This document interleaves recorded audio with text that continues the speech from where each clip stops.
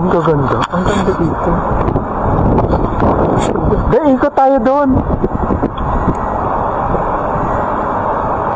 Wow. Look, oh. Ayun yun yung sabi ko sa inyo na ano. May picture. Pwede ba umikot doon? Sige, ikot tayo mamaya. Magpunta muna tayo dito. Let's see. First time ko maka-experience ng ang ganda. Wow. Ayan, dyan siguro nagkakayak. Dyan siguro nagkakayak. Ayan yung mga kayak boat.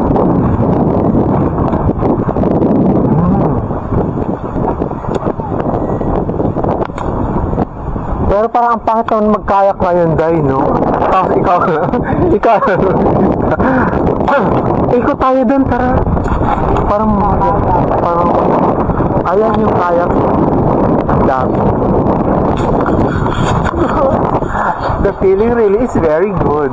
Ito pala yung mga activities na pwede nyong gawin when you come here in Hata. This one. Geogravity, Innovative Adventures. That's it. Merong gel ball na atas. May football serving. Nice. At saka water sliding sorbing. So, ayan yung mga activities na pwede nyong gawin dito. Ano to? Ayan. Hata Palace. Ayan.